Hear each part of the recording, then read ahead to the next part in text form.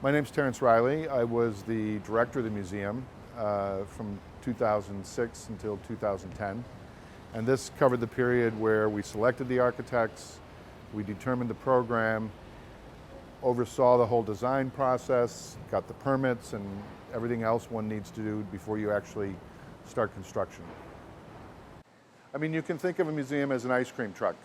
It's got to run 24 hours a day. You can't stop it and expect anything but a disaster. By their nature, museums are rather energy consumptive. You know, they tend to use more energy than other building types.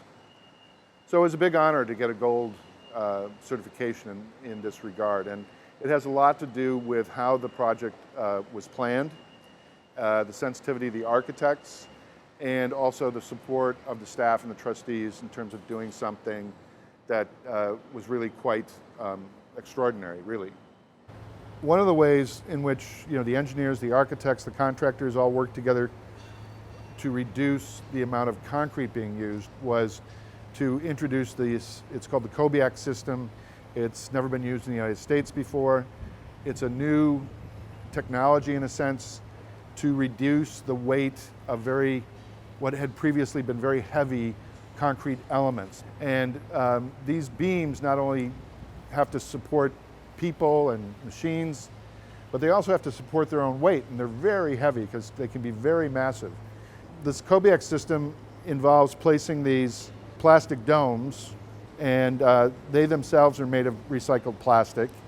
And what they do is they create voids, air voids, in these big concrete masses in the places where concrete is not being used in a structural manner. Throughout the project, this must have saved tons of concrete. Anytime you can save material like that, you're doing an amazing thing.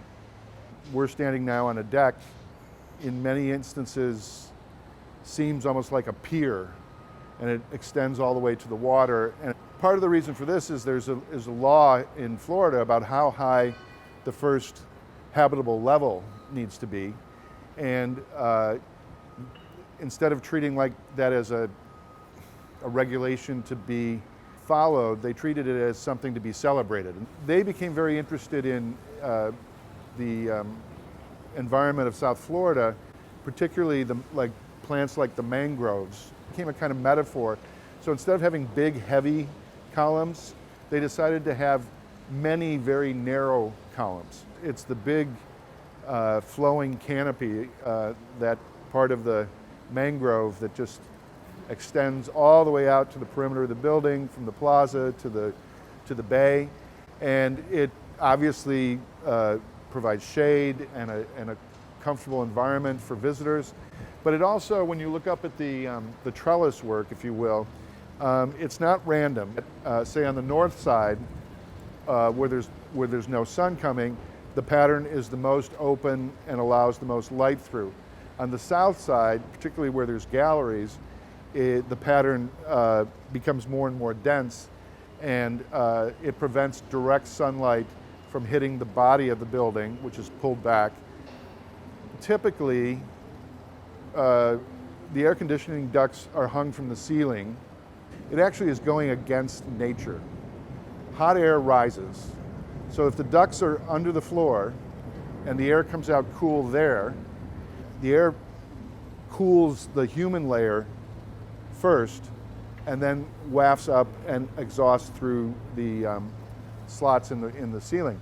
And so, that's not something you see, that's not symbolic, but that really lowers energy use.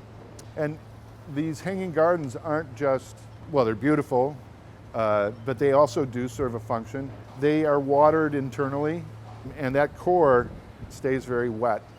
So it's called a wicking effect. It's like if you had a big damp towel and you put a fan on it, as the air passes through the towel, it cools, it drops a couple of degrees.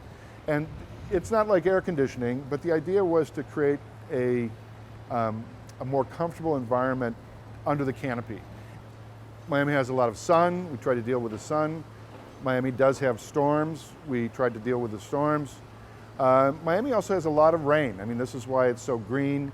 But when you have a building with this kind of a footprint, you also have to be careful that you don't simply let all the rainwater run off and create new drainage patterns that aren't necessarily good for the park. So you'll notice this isn't like a house where there's gutters up at the roof line and then leaders leading the water down.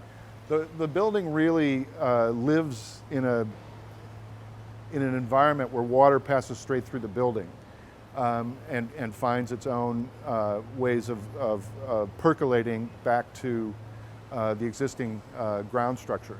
And so you have the water that's on the plants that seeps down. It actually helps to water and maintain these plants as green as they are.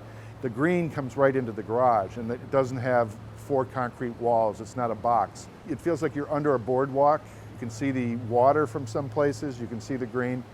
And by the way, people say it's the nicest garage they've never been in. Well, of course, my favorite part of the building is the galleries, because that's why the building was built. But I have to tell you, I love the verandas, the decks, the vertical gardens. I love the way people in Miami see them as their place. They don't feel like they have to ask permission to come here. They're very comfortable here. And it's one of the few places in the city where you can actually sit by the water for free. This isn't something that you can do everywhere. And I think it's a great gift to the people of Miami, and I think they appreciate it.